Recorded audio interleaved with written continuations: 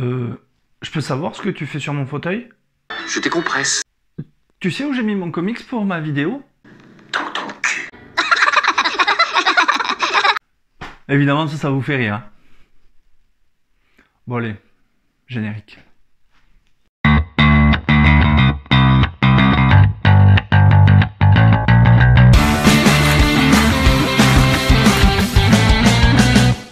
Bonjour et bienvenue dans les comics de Fred, je suis ravi de vous retrouver pour cette nouvelle vidéo.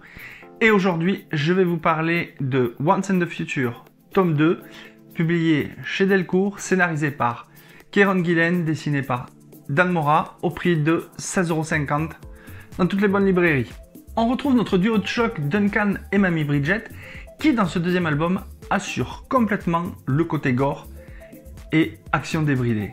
Même si à la fin du premier tome, Mamie Bridget et Duncan avaient empêché Arthur de récupérer le Graal, ils ont causé quand même la ruine de l'autre monde.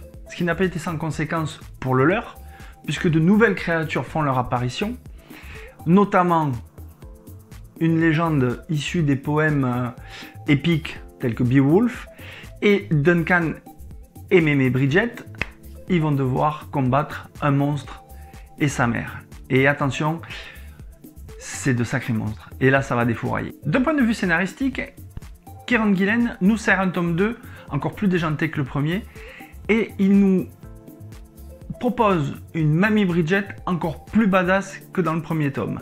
Elle est sans état d'âme. Elle est comme Rambo. Ton pire cauchemar. Elle utilise tout ce qui lui tombe sous la main pour défourailler les monstres. Ouais, voilà, comme ça. D'ailleurs, je me demande s'ils n'ont pas un petit lien de parenté quand même. Hein, parce que ça défouraille. Hein. Ah ouais, là, ils y vont. Je dois dire que le scénario que nous propose Kieron Gillen, il est hyper rock'n'roll. Et il est, comment dire... C'est vraiment monstrueux. Exactement. Et en plus, Kieron Gillen, dans son scénario, il a su mixer adroitement l'humour et l'action. Tout se mélange de manière assez harmonieuse et c'est ce qui rend le récit idéal à lire. Une fois encore, Dan Mora nous régale avec ses dessins. Il nous en met plein les mirettes. Ses dessins sont toujours au top. Il n'y a qu'à voir celui-là déjà. Et même si je regrette parfois, alors c'est pas dans toutes les cases, mais il y a certaines cases où il n'y a pas trop de décor. Il y a du blanc. Voilà, derrière le personnage, il y a du blanc, donc on s'y perd un petit peu, mais ça arrive, allez, 2-3 fois dans l'album, et encore, je suis même pas sûr que les 3 fois soient caractérisées. Concernant la colorisation, Tamra Bonvillain nous régale. C'est absolument fabuleux. Les couleurs, elles pètent aux yeux. C'est un régal graphique. Les dessins sont dynamiques et fluides. Les traits des personnages sont précis. Et les différentes couleurs qui sont utilisées permettent de se repérer dans l'univers dans lequel évoluent nos deux héros. C'est-à-dire que dès qu'on est dans l'autre monde, la couleur qui prédomine, c'est soit le mauve ou le vert. Et quand on est dans le monde de Duncan et Mamie Bridget, on passe à une autre couleur, à des couleurs plus neutres et plus normales. Je vous parlais tout à l'heure de Beowulf. Le voilà. Et il est bien badass. Alors je vais essayer de vous le retrouver. Ces doubles pages là, qui sont absolument géniales. Assez rythmées. Alors là il y a de l'action. En veux-tu, en voilà, et à chaque chapitre c'est ça. Ça cartonne sévère. C'est juste un régal pour les yeux. Il y a même des fois où, en lisant la BD, j'ai arrêté de lire et j'ai regardé les dessins dans les détails pour voir comment ils étaient faits. Et je dois dire que c'est absolument génial. Voilà. C'est super beau. Alors, je vais essayer de trouver une référence. Parce qu'il y a une référence qui est... Voilà.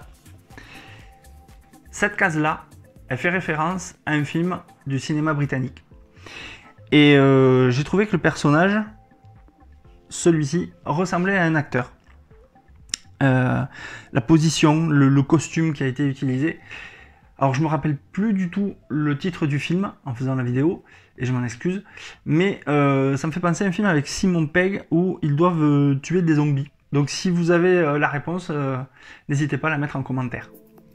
En tout cas, si vous voulez vous faire un claquage de rétine avec des super dessins et prendre un pied d'enfer avec une histoire top, je vous conseille de lire ce tome 2 de Once in the Future.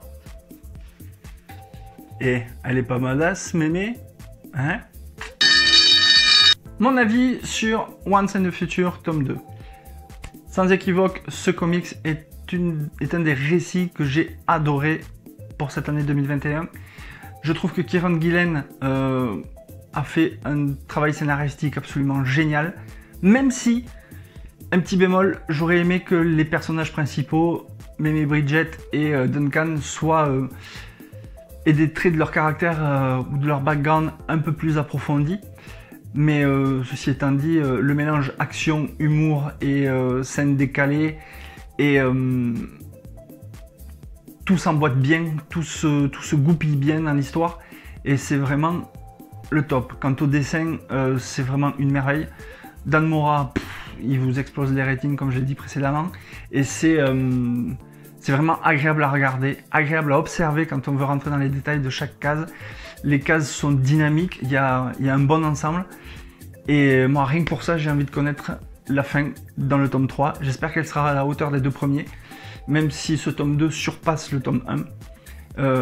Vivement que ça sorte, et je vous le conseille vivement. Pour 16 balles, ça vaut vraiment le coup. Voilà, cette vidéo est maintenant terminée, j'espère qu'elle vous a plu. Aucune chance. Toujours à te faire remarquer toi en fait.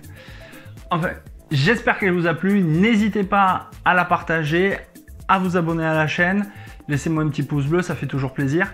Quant à nous, on se retrouve très bientôt pour une nouvelle vidéo. En attendant, lisez des comics, c'est bon pour le moral. Ciao ciao.